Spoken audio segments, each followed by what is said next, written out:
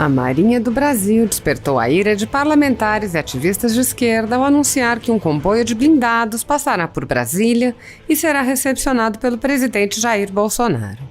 Em comunicado, a Marinha explicou: nesta terça-feira, pela manhã, um comboio com veículos blindados, armamentos e outros meios da Força de Fuzileiros da Esquadra, que partiu do Rio de Janeiro, passará por Brasília, a caminho do Campo de Instrução de Formosa.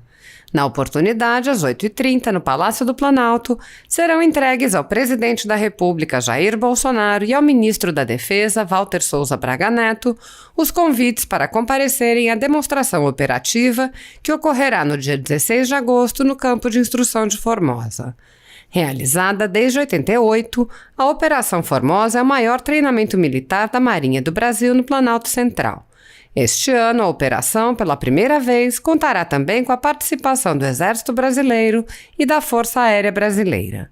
A Operação Formosa tem o propósito principal de assegurar o preparo do Corpo de Fuzileiros Navais como força estratégica de pronto emprego e de caráter anfíbio e expedicionário, conforme previsto na Estratégia Nacional de Defesa. Este ano, a Operação Formosa envolverá mais de 2.500 militares da Marinha, do Exército e da Força Aérea, que simularão uma operação anfíbia, considerada a mais complexa das ações militares, empregando mais de 150 diferentes meios, entre aeronaves, carros de combate, veículos blindados e anfíbios, de artilharia e lançadores de mísseis e foguetes. Foram transportadas 1.500 toneladas de equipamentos do Rio de Janeiro para Brasília, num deslocamento de mais de 1.400 quilômetros. Após a velha imprensa associar a passagem dos blindados à votação no plenário da Câmara da PEC do voto impresso auditável, marcada de véspera, parlamentares da extrema esquerda se agitaram. O PSOL anunciou que impetraria um mandado de segurança para cancelar a operação militar. Diversos parlamentares também se manifestaram com narrativas diversas. As reações dos esquerdistas foram alvo de comentários nas redes sociais. O presidente do PTB, Roberto Jefferson, questionou: as Forças Armadas vão fazer um desfile na Praça dos Três Poderes, que mal há nisso? Isso é mais do que comum neste período próximo ao 7 de setembro. Inclusive, na Semana da Pátria, sempre há uma exibição de tanques e outros blindados do Exército que atraem milhares de crianças. Parece que a esquerda entra em surto quando ouve ou lê a palavra tanques. Jefferson acrescentou: o senador Alessandro Vieira e a deputada Tabata Amaral acionaram a justiça com uma ação popular para tentar barrar o desfile militar com tanques programado para esta terça-feira na esplanada dos ministérios em Brasília. Que medo é esse que a esquerda tem dos tanques, hein? O jornalista Rodrigo Constantino explicou: a analogia certa com a Coreia do Norte ou qualquer país totalitário não é ter tanques na rua, mas ter um sistema eleitoral opaco, fechado, controlado por uma minúscula casta de ungidos donos do poder que fizeram de tudo para barrar a mudança no legislativo. A advogada Flávia Ferronato esclareceu: o anúncio da entrega do convite da Marinha por tanques de guerra aconteceu na manhã de hoje. O agendamento da votação do voto impresso foi combinado no Colégio de Líderes à tarde. Nenhuma narrativa se sobrepõe à cronologia dos fatos. A advogada Raquel Stasiak, por sua vez, questionou: gente, nem começou o desfile das Forças Armadas e a classe política e a imprensa já estão de mimimi?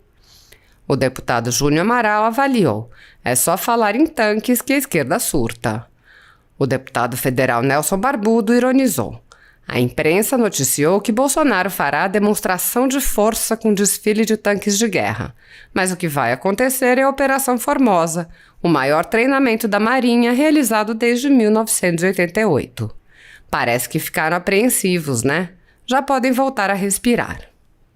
Você pega o estado do Maranhão, onde quem manda lá é o Partido Comunista do Brasil.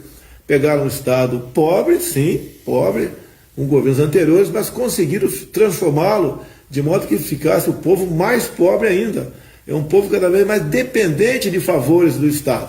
O Estado tem que ajudar realmente quem tem necessidade. E o Estado tem que estimular e fazer com que cada um busque o seu próprio sustento. Você pode ver na Venezuela, essa política está bastante avançada lá. O salário mínimo da Venezuela está acima de $5 para quem tem emprego.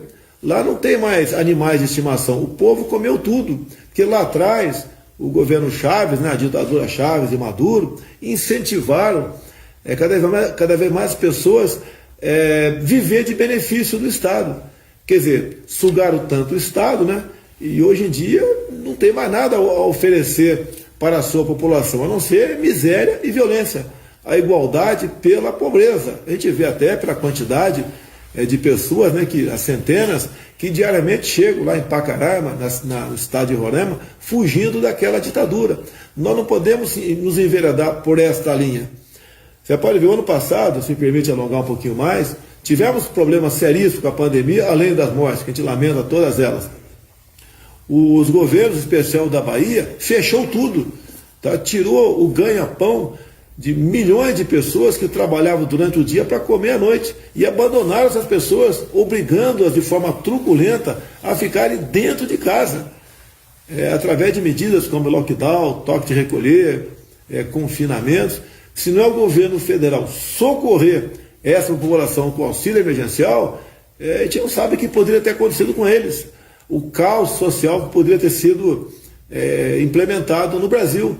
E quando falo que a gente não tem sensibilidade, o governo federal, o nosso governo, gastou o ano passado com auxílio emergencial o equivalente a 13 anos de Bolsa Família. É um número fantástico. 294 bilhões em menos de um ano. É quase 300 bilhões. Menos de um ano, começou em final de março esse benefício, né? Continuamos depois com o valor um pouco abaixo, o auxílio emergencial, e estamos agora em fase quase final, né? Junto com o João Roma, nós definimos um novo valor do Bolsa Família.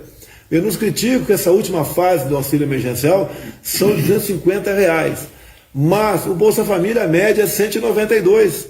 E nós estamos acertados aqui, no mínimo 50% de reajuste para o Bolsa Família. Nós queremos 100%, mas temos que ter responsabilidade, que a economia não pode quebrar, porque se você quebrar a economia, não adianta você ganhar 1 milhão por mês, né, que você não vai dar para comprar um pãozinho. É igual o dinheiro lá venezuelano, você vai comprar pãozinho com milhões de dinheiro dele, e quando você acha um pãozinho para comprar? Agora, os desafios são muitos. Lamentavelmente, o governador do seu estado, aí, Bahia, né, que é o estado do Brasil, levou à lona os mais pobres, aqueles que viviam da informalidade, que viviam de vender nas ruas seus objetos.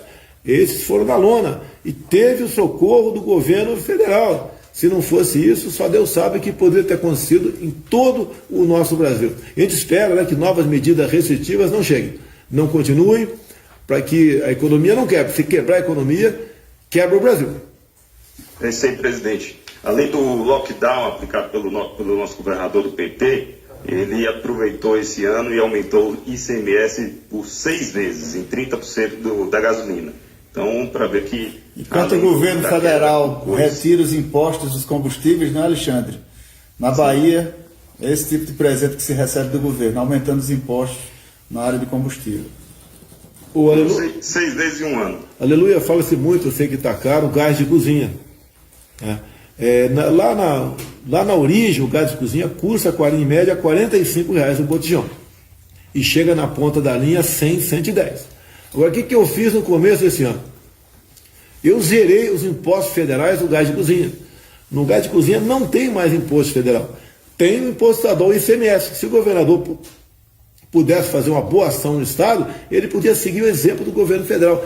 Zerar o imposto estadual, que é o ICMS, no gás de cozinha. E não ficar fazendo demagogia, proselitismo ou mentindo para a população da Bahia, como se o responsável fosse eu. E mais ainda, o ICMS da gasolina também é mais do dobro do imposto federal. Perfeito, presidente. Queria só mais uma pergunta, não temos como sair desse tema, né? Vou falar do voto auditável e contagem pública de votos. Assisti calmamente aquela live do Pingo nos Is, né? E eu estudei depois os documentos, e não resta dúvida que temos uma eleição manipulável e manipulada, né, na minha visão. Nós temos o caso de Aparibé, que para mim é estarrecedor, uma fraude comprovada, né? Por menor que seja a cidade, o modo de operar, o método, para mim é o mesmo. seja cidade de 15 mil habitantes ou 1 milhão, portanto, a gravidade passa a ser igual, e nós temos realmente todos esses escândalos, para mim, já são mais que motivo para uma grande reforma eleitoral. Enxergo também que, mais que necessário, a partir de tudo isso, talvez uma grande comunicação, inclusive internacional, porque é um escândalo internacional. O caso de Aparibé não pode, para mim, é crucial. E nós queríamos saber, e agora? Teremos dia 7 de setembro uma grande manifestação no Brasil todo, mas e o povo? O povo vai fazer o quê? Porque realmente é algo que a gente fica se perguntando, estamos no caminho certo?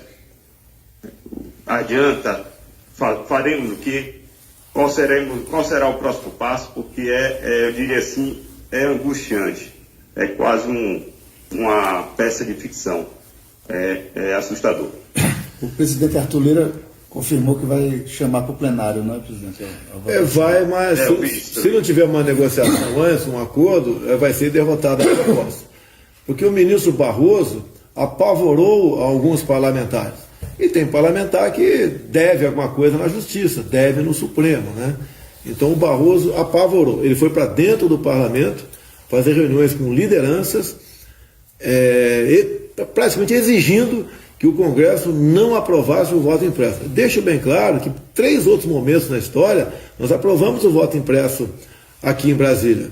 E a última questão foi em 2017, comigo. E foi quase unanimidade. Aprovamos. Depois o Supremo, sempre o Supremo, né, disse que era inconstitucional. Quer dizer, realmente não tem cabimento isso que o Supremo fez. Agora, deixar bem claro, quando você fala em Aparibé, é Rio de Janeiro, uma pequena cidade aqui do Rio de Janeiro.